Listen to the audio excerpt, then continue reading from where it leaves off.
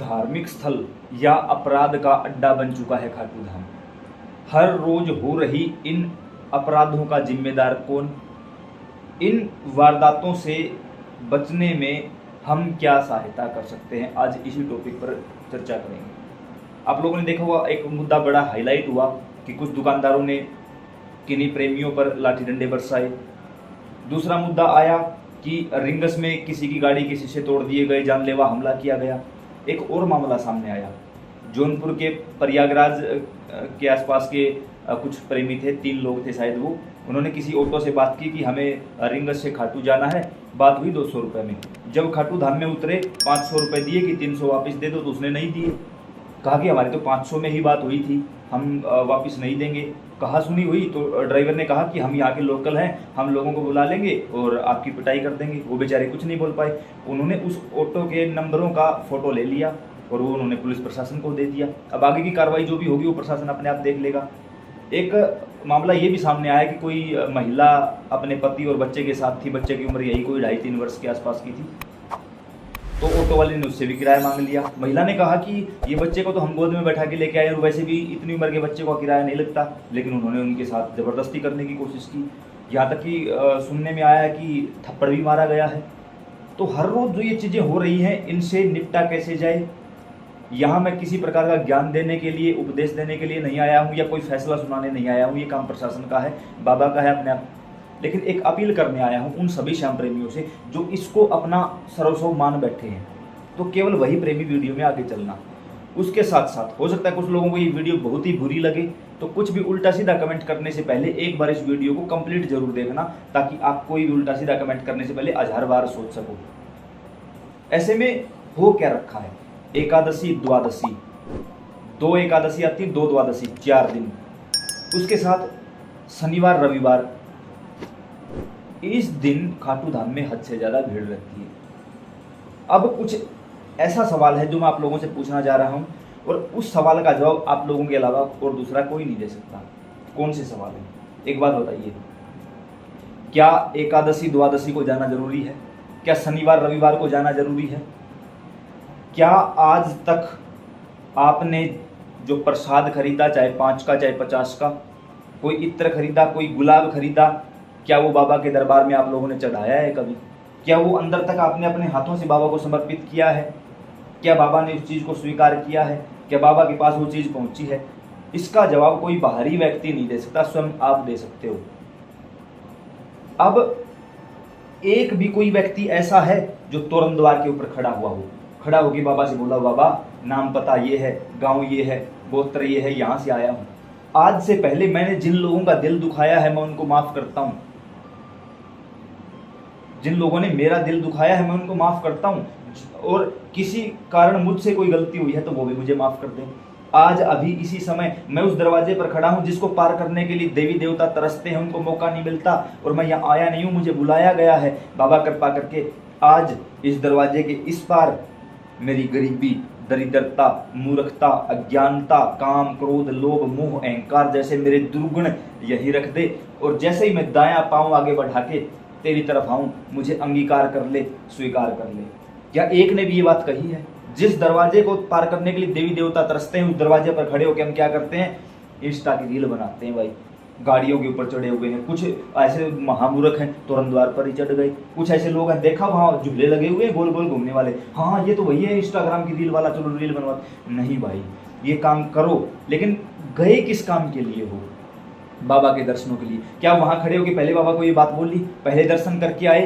क्या एक भी व्यक्ति ऐसा है जिसने जेब से मोबाइल ना निकाला हो?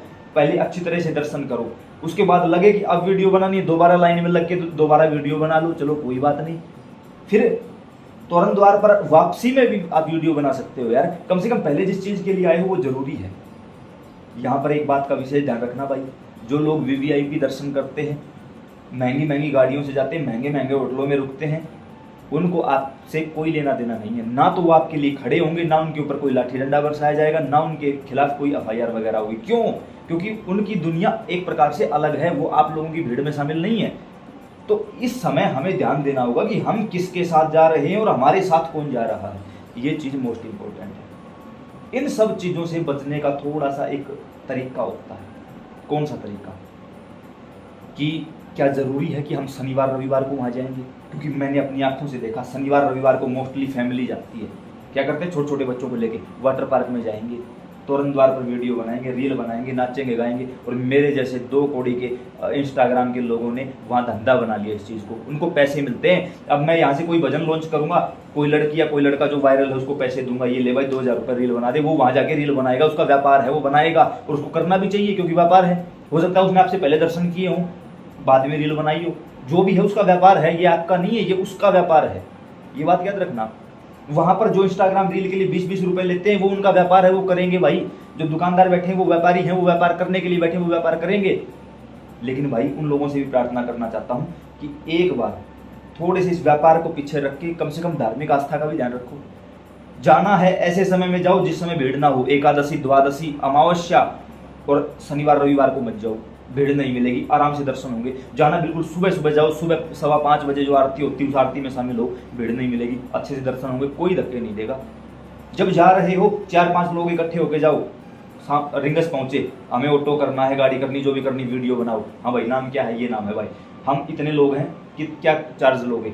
वहां आपको जाते ही आपके चेहरे से पता लग जाता है, पहली बार आए हो या पहले भी आ चुके। जो लोग पहली बार आए हैं ना, वो देखते हैं, उनको बता देते हैं ये नया व्यक्ति। हमारे हरियाणा में एक कहावत है कि माथा देख के टिक्का लगाया जाता है, सेम वही थ्योरी है। वहां देख लेते हैं ये नया व्यक्ति है, तुरंत जाती, हाँ क्या किराया लोगे, 500 रुपये लगेगा भाई।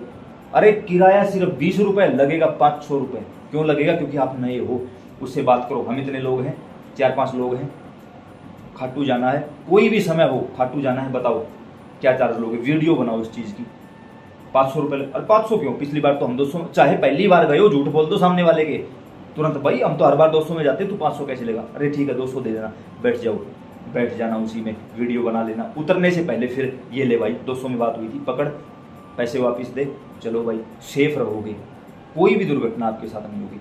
आगे वहां जाने के बाद तोरण द्वार पर आपको मेरे जैसे हजारों चोर मिलेंगे, रूम दिलवा दूंगा, धर्मशाला, होटल, ये वो, मत पड़ना भाई, बिल्कुल भी इस चक्कर में मत पड़ना। जो होटल है, जो धर्मशाला, वो आपकी आंखों के सामने है, कहीं दूर थोड़ी है। आप लोग पढ़े लिखे हो, खुद जाओ वहां जाओगे तो होगा क्या, सीसीटीवी कैमरे लगे हुए हैं बाहर भी और अंदर भी, जाके हाँ भाई यहाँ से आया हूँ, ये मेरी आईडी है, रूम चाहिए। सामने वाला आपसे क्या बोलता है उस तरीके से उससे बात करो, जो भी आपकी एडजस्टमेंट होती है उसको कर लो, कम से कम सुरक्षित तो हो जाओगे। अगर कोई मेरे जैसा चोर वहां खड़ा है, चलो मैं दिलवा दूंगा 200 रुपये में रूम, वो नहीं दिलवा सकता भाई 200 रुपये में। आगे जाते ही किसी अंधेरी सुनसान जगह पे तुरंत प्रभाव से जो जेब में है वो छीन लेंगे। बदनाम कौन हुआ भाई, बदनाम हुए होटल वाले, धर्मशाला वाले, वहां के दुकानदार या मंदिर की कमेटी या मंदिर का प्रशासन। एक प्रकार से कहूँ तो खाटू धाम बदनाम हो गया भाई। अब मेरी बात ये सुन के हो सकता है काफी लोगों को ये लगे, तो मैं पहले ही बता देना चाहता हूँ भाई, मैं हरियाणा हिसार से हूँ, ना तो मेरा वहाँ कोई होटल, कोई धर्मशाला है, ना मेरी कोई दुकान है, ना मैं मंदिर कमेटी का सदस्य हूँ, ना मैं मंदिर का पुजारी हूँ, मेरा वहाँ कोई लिंक नहीं, मेरी तो वहाँ कोई रिश्तेदारी भी नहीं है। एक ये है भाई, क्योंकि ये मेरा कुल देवता है, ये मेरे गांव में भी है, ये वहाँ भी है, और इसने मुझे सख्त आदेश दे रखे। एक दिन गलती से एकादशी को चला गया था मैं, उसी दिन जैसे ही सामने बाबा के गया, एक ही बात बोली थी कि क्या तेरे पास मैं वहां नहीं था, मैंने तुझे वहां झाड़ू पोछा करने की सेवा दी थी कि तू एकादशी द्वादशी को मेरी सेवा करेगा, यहाँ क्या लेने के लिए आया है। यकीन मानना मेरे पास जवाब नहीं था। उस दिन के बाद कभी भी एकादशी द्वादशी को मैं नहीं गया, क्योंकि मैंने गलती की थी, मैंने माफी मांगी बाबा दोबारा। एक दिन गलती से आगे से वीवीआईपी दर्शन कर लिए थे, क्योंकि काफी लोग जान पहचान के हैं वहां पे। उसी दिन श्री हनुमान जी महाराज ने कहा कि बेटे क्या तू इतना बड़ा है कि आज तूने सिर्फ बाबा श्याम के दर्शन किए लेकिन मेरे नहीं किए। उस दिन मैंने माफी मांग ली। घर आने के बाद मुझे बाबा ने ये बात कही, हाथों हाथ दोबारा खाटू बुला लिया उसी समय, और 13 सीढ़ियों से पहले बाबा श्याम के, फिर बाबा हनुमान के दर्शन किए। ये मेरा वास्तविक अनुभव बता रहा हूँ आप लोगों को। अगली चीज, जब इन चीजों से हम जो ये ऑटो ड्राइवरों की मनमानी है ये रोक सकते हैं। दूसरा जो होटल वाला लूट खसोट है इससे बच सकते हैं। तीसरी चीज आती है दुकानदारों की। एक दुकानदार जो मेरी वीडियो देखता है, पहचान लिया भाई, ठीक है भाई क्या सेवा करूं, एक बार दुकान पे आ जाओ, चला गया, जल दे दिया, हमने जलपान कर लिया, क्या सेवा करूं भाई, कुछ नहीं भाई, हद से ज़्यादा गरीब हूं, कोई काम नहीं चलता, दुकान बिल्कुल ठप पड़ी है। मैंने कहा दुकान वो चलवाएगा, मैं नहीं चलवा सकता। फिर भी उसका जलपान किया था हमने, बाबा हनुमान जी से अर्जी लगाई, बाबा कृपा करके बताइए क्या परेशानी। बाबा ने तुरंत एक ही बात हमारे दिमाग में डाली, इससे पूछ कि मंदिर कहाँ है।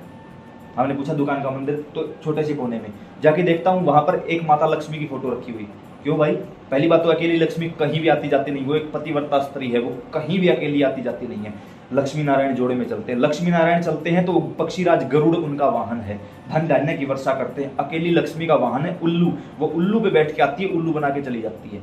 मैंने कहा जिसकी नगरी में बैठा है, जिसके नाम पे दुकान कर रखी, उसका चित्र कहाँ है? उसके पास कोई जवाब नहीं था।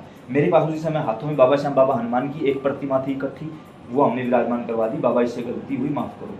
बाबा ने अगला ही सवाल मुझसे पूछ लिया, इससे ये पूछ कि मंदिर में कितनी बार दर्शन करने जाता है। मैंने पूछा, उसके पास कोई जवाब नहीं था, उसने कोई जवाब नहीं दिया मुझे। मैंने कहा, दोबारा पूछा कि भाई मंदिर में दर्शन करने कितनी बार जाता है? उसने कहा एक बार भी नहीं जाता। यकीन मानना प्रेमियों, क्या जवाब देता मैं उसको? हो सकता है मैं कहीं ना कहीं आप लोगों की परेशानी तो बता दूंगा, ये परेशानी है, लेकिन आपके कर्म कैसे सुधारूंगा मैं, वो तो आपको सुधारने होंगे। मैंने कहा भाई देख, एक ही अर्जी है मेरी तरफ से। क्या? पहली बात, हर रोज सुबह आते ही मंदिर में दर्शन करेगा। दूसरी बात, किसी भी पहले श्रद्धालु को बिल्कुल फ्री में प्रसाद बांटेगा, बिल्कुल फ्री में दे देगा। चाहे सामने वाला 5,000 का प्रसाद मांगे, बिल्कुल फ्री में दे देना पहला प्रसाद। उसके बाद देखना अगर बढ़ोतरी ना हो फिर मुझे बोलना। तो उसने ये अप्लाई किया या नहीं किया ये तो मैं नहीं जानता, लेकिन बाबा ने जैसा आदेश दिया वैसा बताया। मेरे कहने का तात्पर्य सिर्फ इतना है कि 80% दुकानदार ऐसे बैठे, मैं सभी का नाम नहीं ले रहा हूँ, 80% लोग ऐसे हैं जो सुबह दुकान खोल लेते हैं और वो घर ही चले जाते हैं, एक बार भी वो मंदिर में दर्शन करने नहीं जाते। तो बताओ, क्या जो लोग वहां बैठे होने के बावजूद दर्शन करने नहीं जाते, उनका आपकी धार्मिक आस्था के साथ कोई लेना देना है? कोई लेना देना नहीं है, किसी भी प्रकार से उन्हें कोई लेना देना नहीं है। जो ये लुभावनी अट्रैक्टिव फोटो रखे हुए हैं ना, वो सिर्फ फोटो रखे हुए हैं, वह व्यापारी, उनको कोई लेना देना नहीं है। अगला सवाल पूछता हूं आप लोगों से, जैसे ही अंदर लाइनों में जाते हो, जरूरी है उन लाइनों में जाना जो बिल्कुल आगे निकलती हैं? क्यों? वहां भीड़ इतनी ज्यादा है। कई बार देखता हूं एकादशी द्वादशी को 20-20 लाख लोग दर्शन करते हैं। सोच के देखो, 20 लाख लोग एक दिन में दर्शन करते हैं, वहां खड़े, चाहे वो राजस्थान सरकार के मुलाजिम हो या कोई प्राइवेट गार्ड हो, कितने परेशान हो जाते होंगे वो, सोच के देखो। इसलिए उनकी मजबूरी है कि वो मोबाइल नहीं चलाने देते। और आप लोगों से भी ये जरूरी है, मोबाइल चलाना वा क्या जरूरी है? उसके दर्शन करने गए हो, मोबाइल चलाने नहीं गए हो। मोबाइल को बंद करके आराम से दर्शन करो, आराम से दर्शन करोगे, यकीन मानना, ना कोई महिला ना कोई पुरुष आपको ये नहीं कह सकता चला के नहीं कहेगा। क्यों? उसे पता है ये आराम से दर्शन कर रहा। उन लोगों को रोका जाता है जो वहां रील बनाने के चक्कर में गए हुए हैं। और ये जरूरी भी है, क्योंकि 10 लाख 20 लाख 50 लाख आदमी एक दिन में दर्शन कर रहे हैं, तो वहां जो खड़े हैं वो कितने परेशान हो जाते होंगे। कल्पना करके देखो एक बार इस चीज के लिए। अगली चीज, एक सवाल जो मोस्ट इंपॉर्टेंट है इस समय, वो ये है कि आज तक जिन जिन लोगों के साथ हुआ, नीचे कमेंट करके बताना। जिन लोगों को मिर्ची लगेगी ना, वो नीचे नेगेटिव कमेंट करेंगे, तो वीडियो को चेक करते रहना कि किसके नेगेटिव कमेंट आए हैं। एक भी कमेंट डिलीट नहीं करेंगे, सभी कमेंट वहीं रखेंगे, हम चेक करते रहना। अब एक भी व्यक्ति मुझे ये बताओ नीचे कमेंट करके कि क्या आज तक आपका प्रसाद बाबा श्याम के पास अंदर मंदिर में आपने खुद चढ़ाया है अपने हाथों से? जवाब मिलेगा नहीं। क्या आज तक आपने वो इत्र अपने हाथों से बाबा श्याम के श्रृंगार में समर्पित किया है? नहीं। क्या आज तक आप किसी भी एक व्यक्ति ने अपने हाथ से गुलाब इनके चरणों में भेंट किया है? नहीं। क्या आज तक कोई भी आभूषण, कोई भी एक पैसा इनके चरणों में अपने हाथों से चढ़ाया है? नहीं। तो जब ये सब कुछ नहीं है तो क्या जरूरत है प्रसाद लेने की, इत्र लेने की? मुझसे किसी ने कहा कि भाई मैंने कहीं वीडियो में सुना है, एक इत्र खोल के चढ़ा दो, दूसरे खोलते रहो, अर्जी बोलते रहो। अरे मूर्ख, बिल्कुल मूर्खतापूर्ण बातें हैं, बिल्कुल जीरो लेवल की बातें हैं। इत्र, वो भी सिर्फ गुलाब या चंदन से बना हुआ इत्र, केवल बाबा श्याम के लिए प्रयोग किया जाता है, ताकि उस दौरान जो फूलों का श्रृंगार हुआ है उसमें कोई मलिनता, कोई त्रुटि ना रह गई हो। मंदिर का पुजारी भी अगर इत्र लगाता है तो वो एक प्रकार से पाप का भागीदार है। और ऐसा मुझे गुरुजनों से, संतों से सुनने का सौभाग्य प्राप्त हुआ। हो सकता है मैं गलत हूँ भाई, मैं ये नहीं कहूँगा मैं बिल्कुल ठीक हूँ, नहीं, हो सकता है मैं बिल्कुल गलत हूँ। और ये बात कहीं ना कहीं मुझे श्री आलू सिंह महाराज के जो वंशज हैं उनसे भी सुनने को मिला है, तो मैं उनकी बातें आपको बता रहा हूँ, ठीक है। तो हम किस हक से इत्र लेके जा रहे हैं? शिष्य को फेंक दिया, किसी के पाँव में लगी, कांच लगा, बद्दुआ देगा। जो धर्म कमाने गए थे अधर्म हो गया। फूल फेंक दिया पाँव के नीचे। अरे पुष्पों पर चलने का अधिकार केवल और केवल श्री लक्ष्मीपति भगवान विष्णु का है, दूसरा किसी का नहीं है। आप लोगों ने अपराध कर दिया, नारियल लेके गए, फेंक दिया, क्योंकि बांधने कहीं देते नहीं, दूर से फेंक दिया, किसी को लगा वो भी अपराध है। सामने शीशा लगाया गया, 20 बार शीशा तोड़ दिया गया, क्यों? और कुछ तो ऐसे मेरे जैसे मूर्ख घटिया किस्म के लोग हैं, जानबूझ के शीशा तोड़ते हैं। ऐसी मजबूत इत्र की शीशी लेके जाएंगे और निशाने पे मारेंगे ताकि वो शीशा टूट जाए। किस लिए? ताकि हम रील बना के ये दिखा सकें, देखो बाबा को शीशा मंजूर। अरे बाबा को तो पता नहीं क्या क्या मंजूर नहीं है भाई। बाबा को तो आपकी ये बकवासबाजियां भी मंजूर नहीं है, फिर क्यों करते हो वहां पर ये सब कुछ जाके। तो इसलिए मेरी प्रार्थना है भाई, बचने का यही तरीका है, किसी भी व्हीकल में बैठते समय उसकी फोटो लो, वीडियो बनाओ, खुद जाके होटल या धर्मशाला में कमरा बुक करवाओ, किसी के चक्कर में मत पड़ो, जहां गए हो वहां से 1 रुपए का भी प्रसाद मत लो। यहां पर एक छोटी सी बात और बोलना चाहूंगा। आप लोगों ने देखा होगा कि कुछ लोगों ने संत श्री प्रेमानंद जी महाराज की यात्रा रुकवाने का विरोध किया था, मतलब रुकवाने के लिए यहां वहां अर्जियां दी थी। तो जब संत श्री प्रेमानंद जी महाराज के पास ये बात पहुंची तो उन्होंने कहा कि मैं किसी को दुख नहीं देना चाहता, इसलिए मैं यात्रा बंद करता हूं। केवल 3 दिनों में घुटनों के बल चल के वहां गए थे, माफी मांगी थी, और जिन्होंने अपराध किया था वो तो उनकी इतनी भी औकात नहीं थी वो सामने जा सके, किसी और को ढाल बना के आगे भेजा था। और तब संत श्री प्रेमानंद जी ने एक ही बात कही थी, मैं सबको माफ करता हूं। एक बात बताऊं, कौन थे वो लोग? वो हम जैसे आम आदमी थे, जिन लोगों ने 3 दिन में उनको घुटनों पे ला दिया था। क्यों? जो वहां के दुकानदार थे और अन्य लोग थे, उन्होंने उनको सामान देने से बंद कर दिया कि तुम जब प्रेमानंद जी के नहीं हुए, तुम राधा रानी के नहीं हुए, तुम हमारे क्या होगे, जाओ, बहिष्कार कर दिया। उसी वो आम आदमी, कोई और नहीं। वृंदावन और खाटू में कोई अंतर नहीं, वहां जो बैठा है वहां भी वही बैठा है, सेम बैठा है, कोई और नहीं बैठा। और वहां की जो पब्लिक है वो ही खाटू की पब्लिक है, कोई अलग नहीं है। वहां के जो लोकल लोग अपनी दादागिरी को दिखाने पे आए हुए हैं, हम ये कर देंगे वो कर देंगे, किसी से नहीं डरते। जिन 4 दुकानदारों पर FIR हुई थी, क्या उनकी दुकान एक भी दिन बंद हुई? दिन क्या, घंटा भी बंद नहीं हुई, 1 घंटे के लिए भी बंद नहीं हुई भाई। वो कंटिन्यू ऐसे ही सब कुछ चल रहा है, किसी को किसी से कोई लेना देना नहीं है। लेकिन अगर उनको कोई घुटनों पे ला सकता तो वो आप हो। एक फैसला, एक वचन अपने आप को दे दो, मैं घर से बाबा के लिए केले लेके जाऊंगा, 2 केले बाबा शाम के, 2 बाबा मान के दिखाओ, बाबा केले आए हैं, बाबा चूरमा आया है, बाबा खीर लेके आया हूं, पहले दिखाओ, बाहर निकल के खुद खा लो। जब तक बाबा को भोग नहीं लगा था वो केवल पदार्थ था, भोग लगते ही प्रसाद बन गया, बाहर निकल के खुद खा लो, आहा आनंद है भाई, कुछ और चाहिए ही नहीं। दूसरी बात, जिस दिन आप लोगों ने ये इत्र, ये निशान, ये गुलाब, ये महंगे महंगे प्रसाद, ये आभूषण, ये चढ़ाना बंद कर दिया ना, खुद वीडियो को सेव करके रख लेना। हो सकता है कोई किसी प्रकार की मतलब रिपोर्ट लगा के वीडियो को डिलीट करवाने की कोशिश करे, सेव करके रख लेना इस वीडियो को। 3 दिन में जब वृंदावन के वो कुछ चुनिंदा शरारती तत्व घुटनों पे आ सकते हैं, तो क्या खाटू के कुछ चुनिंदा शरारती तत्वों को आप घुटनों पे नहीं ला सकते? याद करो, आप जाट, ब्राह्मण, गुज्जर, राजपूत नहीं हो, आप इसके बच्चे हो। 14 वर्ष की उम्र में शीश दान देके आज दुनिया का मालिक बना बैठा है, आप इसके बच्चे हो। गधे का बच्चा गधा, बंदर का बच्चा बंदर, और राजा का बच्चा राजा होता है, शेर का बच्चा शेर होता है। आप लोग कोई जातिवाद के चक्कर में फंसे हुए लोग नहीं हो, आप लोग शेर के बच्चे हो, आप इसके बच्चे हो।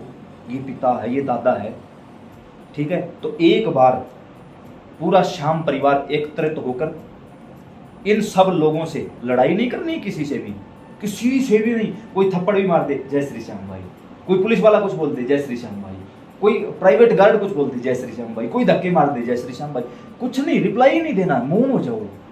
ये देगा रिप्लाई, ये देगा। याद रखना, जब वहां 3 दिन में रिजल्ट आया, 3 दिन में यहां जाएगा। कुछ भी मत खरीदो, कुछ भी, 1 पैसे का भी। पहुंचे हो कहीं भी, कोई निशान नहीं, खुद आया हूं बाबा चल के, 11 रुपए घर पे बैठ के, 11 रुपए हाथ में लेके, बाबा श्याम मेरा नाम ये है, मेरे पिता का या मेरे पति का नाम ये है, गोत्र ये है, यहाँ का निवासी खाटू धाम आ रहा हूँ, 11 रुपए की अर्जी है, स्वीकार करनी पड़ेगी, ये परेशानी है, अपने दरबार में रखनी पड़ेगी। तोरण द्वार पर खड़े होकर फिर वही बात बोल दो, अंदर जाके दान पत्र में 11 रुपए डालो, दक्षिणा भी आई, प्रसाद भी वही, सब कुछ 11 रुपए है भाई। रुपए तो सवा ही होता है, लेकिन सवा आजकल किसी को पता ही नहीं होता, इसलिए जानबूझकर 11 भी मैंने बड़े बोल दिए। 11 रुपए दान पत्र में डालो, बस, किसी को देने नहीं है, खुद से दान पत्र में डालने हैं। और वो भी जब बाबा श्याम के सामने जाओ तब। यकीन मानना, ऐसा करो। चुनिंदा दिनों में, अगर जब तक जो ये कुछ शरारती तत्व अपने आप को वहां का ठेकेदार समझ बैठे हैं, जब तक ये लोग बड़े बड़े मीडिया पर बैठकर हाथ जोड़ के माफी ना मांगे कि जिन जिन श्याम प्रेमियों का हमने अपराध किया है, हम उनसे भी माफी मांगते हैं और वचन देते हैं, बाबा श्याम की सौगंध लेते हैं कि आइंदा भक्तों के साथ खिलवाड़ नहीं करेंगे, धोखा नहीं करेंगे, किसी के साथ अभद्र व्यवहार नहीं करेंगे, मारपीट नहीं करेंगे। तब तक कुछ भी मत खरीदो, सामने आ जाएंगे, मजबूर हो जाएगी सारी जनता। क्यों? क्योंकि आप लोग आम आदमी हो, और आम आदमी वही है जो देश का प्राइम मिनिस्टर तक तय करता है। अगर आप लोग अपनी पे आ जाओ तो आप 1 सेकंड में देश की सरकार गिराने की हिम्मत रखते हो। आम आदमी की पावर सबसे बड़ी पावर है। तो हो रहे इस अपराध को रोकने में कोई दूसरा नहीं, स्वयं हम आगे आएंगे तो ये रिजल्ट मिलेगा। अब जो लोग अपने आप को श्याम प्रेमी मानते हैं, श्याम परिवार से जुड़ा हुआ मानते हैं, या जिन लोगों को लगता है कि ये बात बिल्कुल सही है, तो अकेले कमेंट करने से काम नहीं चलेगा, वीडियो देखने से काम नहीं चलेगा। इस वीडियो को यहाँ से कॉपी करके व्हाट्सएप स्टेटस लगाओ, फेसबुक पर लिंक लगाओ, जितने श्याम जी के ग्रुप है उनके अंदर डालो और पहुंचाओ एक एक व्यक्ति तक। मैं नहीं डरता भाई किसी से। अगर किसी दुकानदार को बात बुरी लगी हो 1000 बार लग जाए, लेकिन मैं सभी को टारगेट नहीं कर रहा हूँ। हाँ, हैं 20% लोग जो बिल्कुल अच्छे हैं, सहायता करते हैं, बिल्कुल करते हैं। मेरी की है भाई। कोई व्यक्ति मेरे साथ गया था, उस बच्चे को अचानक से मिर्गी का दौरा आया तो दुकानदारों ने उसी समय भाग के संभाल लिया उस बच्चे को। तो करते हैं भाई सहायता। 20% लोग अच्छे, 80% बिल्कुल गलत है भाई, और इतना अभद्र। और जिन जिन लोगों के साथ अभद्र व्यवहार हुआ, नीचे कमेंट करके बताना मुझे कि हाँ हमारे साथ भी ये सब कुछ हो चुका है। तो बचने का सिर्फ यही तरीका है। अगर जानकारी ठीक लगे, अच्छी लगे, तो आगे अन्य लोगों के पास पहुंचा देना। कोई भी बात बुरी लगे तो मैं आपसे हाथ जोड़ के क्षमा चाहता हूँ, मेरी बातें मैं वापिस लेता हूँ। सीताराम।